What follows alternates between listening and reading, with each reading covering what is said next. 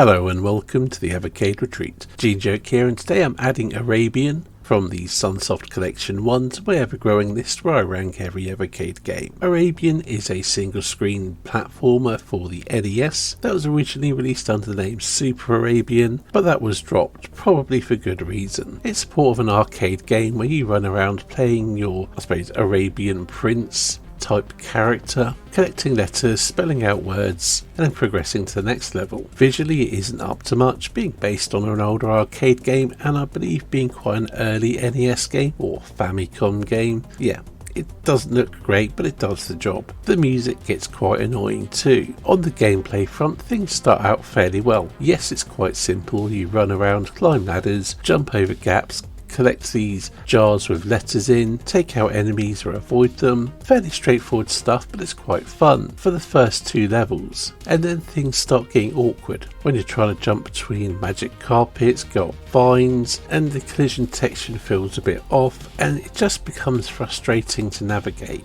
And essentially you loop through these 4 or 5 levels, I can't remember the exact number off the top of my head because I have no desire to replay the game. And yeah, you get longer words or bigger words to spell out and a few other things that make things more difficult, but it just repeats. And it's a shame because those first couple levels are kind of fun, and if it didn't have the irritations of those later levels, the game would stay fun. And as I understand it, the arcade version was less frustrating because the collision detection on jumping onto the magic carpets and things wasn't as irritating. But for me, those later levels do kill the game stone dead, and the early levels don't take up enough gameplay or aren't fun enough to carry it on its own, whereas something like Burger Time, which doesn't have many levels, but they are challenging and fun, and there's enough different techniques and things you can do for your scoring to keep it interesting over a shorter game span, I suppose. But Arabian doesn't have that. So despite not being a completely terrible game, it's not one I'd recommend giving a try, and is easily the worst game on that collection, in my opinion. To rank it in my overall ranking list, I would have to place it